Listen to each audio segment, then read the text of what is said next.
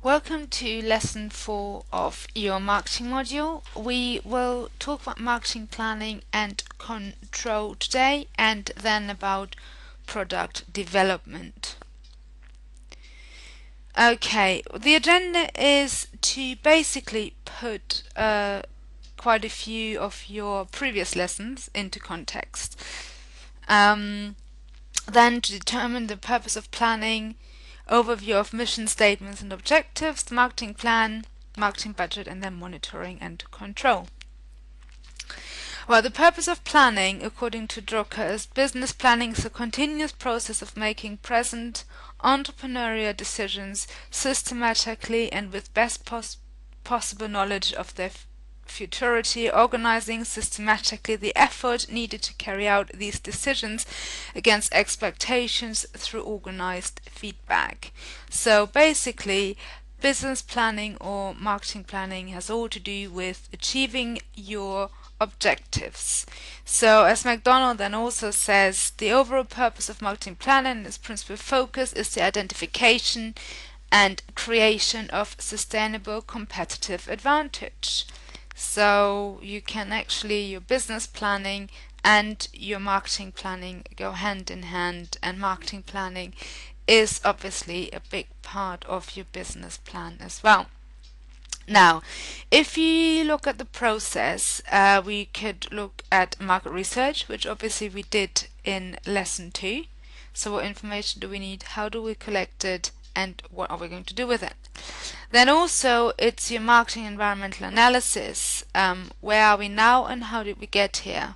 What affects us and the decisions we make, what affects our competitors, and what affects our current and potential target markets. So these are all the questions you have to ask yourself as part of your marketing plan. The other things obviously are your competitor analysis. Who are they, what are they doing, and what are their strengths and weaknesses. This is where you look at your macro environment, micro environment, your SWOT analysis, and your pest analysis obviously as well. And then you do your customer analysis. So what do they want, how do they buy, where do they buy, what do they buy from us, and what do they want to buy that? Do they want to stay with our product, or do they actually want a new product, and who are our existing and also potential customers? You obviously then also need to collect your data and information. How do we do this? Secondary and primary research, if you remember from lesson 2. What do we need to analyze? How do we analyze the information? And what decisions do we make based on the information? It could be we need to go into a new market, we need to come up with new products, we need to adjust some of our products, all these things. We have to maybe up our budget, change our marketing channels, things like that. It's all information that comes out of data collection. Obviously we then have to relate this to our mission statements and to our objectives. And again, as we said before, it has to fit in with your marketing mix as well and your strategy. And then the last thing, you have to implement, control, and review. So again, if you think back to lessons 1, actually 2 and 3 as well, this is what we talked about in all those lessons. Now, if you then talk about mission statements, and I'm sure that anywhere you work, you should have a mission statement as well, or a business mission. So, what's the purpose of your business, and how are you different from someone else? And also, it should be brief, motivate people, directional, and flexible.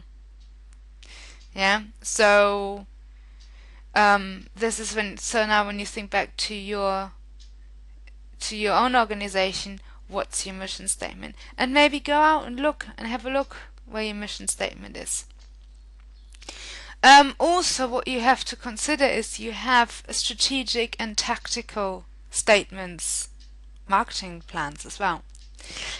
So if you look at strategic versus tactical, if you look, for example, at the time frame, obviously if you've got a strategic statement or plan, then it should be long term. Tactical is short term. I don't know, maybe you just have in a short term to readjust your marketing message. Maybe you have to do recovery marketing, which is not always good. But in order to make sure that your organization is back on track, you have to come with a short-term solution. The focus for strategic is very broad. Tactical, as if you have to do something like recovery, is very narrow. Your key tasks in your, is again strategic. Is you're looking at your market and your where you're positioned within this market. Tactical is your day-to-day activities. What you're doing every day. How are you getting to your customers on a day-to-day basis as well. Then, for some examples, you've got segmentation, new product development for strategic. For tactical, you've got discounts, maybe our communication campaign, or as I said, you have maybe, you have to do some recovery marketing there as well. Hopefully not, but those are the things where you have tactical marketing. I'm sure you remember this from your personal development as well, that obviously you have your organizational and your marketing objectives that have to go hand in hand. And again, your mission statement has to be broken down into smart objectives. So, as I said, hopefully you remember these. They have got to be specific, measurable, achievable, realistic, and a time bounded. And if one of them breaks down, as you can see in the illustration, you probably have problems achieving your objectives, also if they're not achievable or not realistic. Why set yourselves objectives or targets that you can't achieve? The level of objective setting, you've got your business objectives, so it's your whole organization. Within those organizational objectives, you obviously have your marketing objectives, and within your marketing objectives, you've got all these, we talked about these before, product, price, place, and promotion. So part of your 7 P's there as well. And again, all these have to go hand in hand. And all this is also part of your marketing plans. So you've got your objectives in there, your audit, your SWOT analysis, action plan, what are you going to do? Marketing budget, why are you going to spend it in? How are you going to spend? When are you going to spend what? On what campaign? And obviously also your control.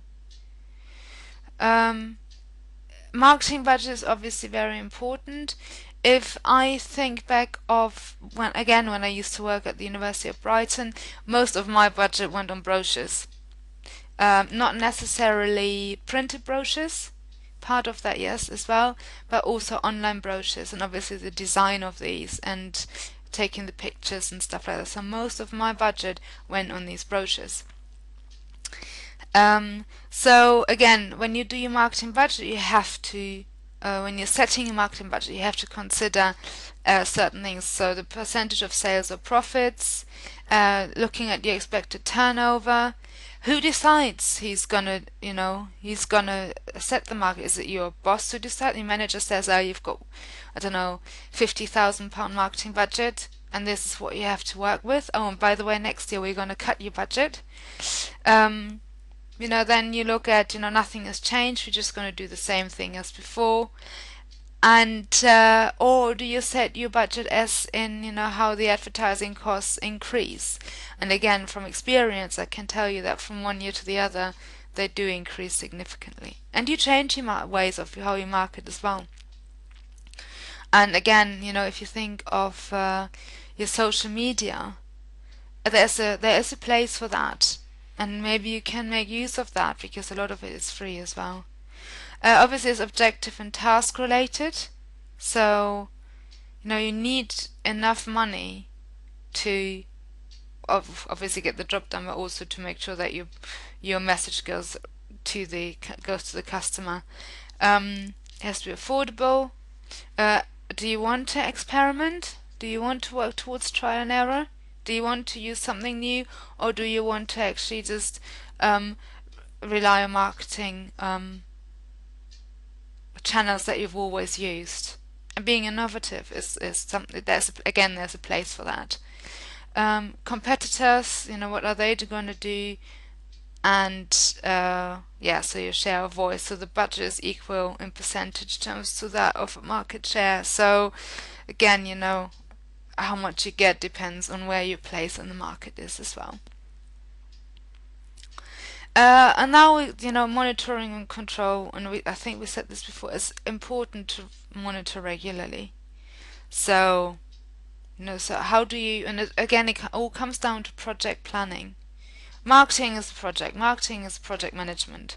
If you can't manage your budget, if you can't manage your marketing plan, it all goes out of the window. You have to stick to it. So you have a Gantt chart, for example, which basically tells you what you do when and how long it takes for a certain activity. How long are you going to run an advert on TV or in the paper? How many times are you going to place a half-page advert in a weekly paper, in a monthly paper, in a daily paper? In a free paper. Free papers are expensive because the way they're financed, like the Metro, is through advertising. You need to obviously have the communication between your marketing team. If you don't talk to each other, you don't know what the other one is doing, what results people have actually achieved. You have to review your progress. Again, with my marketing, we used to monitor phone calls, and then we asked people how they heard about us or how they heard about the courses we offered at the university. We did online marketing. The Google campaign is easy to monitor because you get breakdowns, which you can download and then put into your reports. And obviously you've got key dates for these things. So do you do it once a week? Do you do it once a month? How often do you get together with your marketing team and review these figures as well? Is it once a week? Is it every fortnight? Is it once a month? Who's responsible? Is it just the marketing department? Is it just the people within the marketing department? Who has the overall control? Who do you, as the marketing manager, for example, have to report to? Who reports to you as the marketing manager? And then how much is your responsibility? And obviously who takes the fall? If you're placing an advert and there are spelling mistakes in it, for example, or you're doing the wrong message, is it all your fault? Or is it the team effort? He made the ultimate decision. So again, these are all the things that if something goes wrong, or if something goes right, who gets the laurels and who gets the blame for the things as well. So the planning process is different from organization to organization. It also depends on how big the organization is, how many people work in a marketing team. There is no set format or process. There are only suggestions you can make. You can only suggest what to put into your marketing plan, how to work towards it, and how to stick to it as well. If you stick to the steps, then you're really successful. If you stick to your time plan, as in anywhere, you will be more. If you stick to your budget, if you go over budget, you're in big trouble anyway. Fight for your budget, and again, it's very difficult. Marketing is important, but budgets are always being cut. And believe me, I've been at the receiving end, and there were things where I had to decide what marketing activities to do and what marketing activities I couldn't do. And you always have to stick to your marketing plan, and obviously controlling and monitoring is vital, because if one marketing message doesn't work, you have to then make a quick decision and change it. If one method doesn't work, again, have you invested a lot of money into it? Why on earth are you using it then? Haven't you done your market research?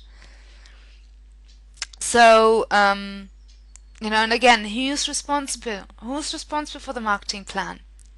Whether something is good or something goes wrong, someone has to take the blame for it. Okay, and just finally, because you are handing in your work this week, good luck with your assignment. I hope you're getting on okay. By this time, you should have actually spoken to me about your assignment as well, and I should have sent you an email out as to how to do your assignment.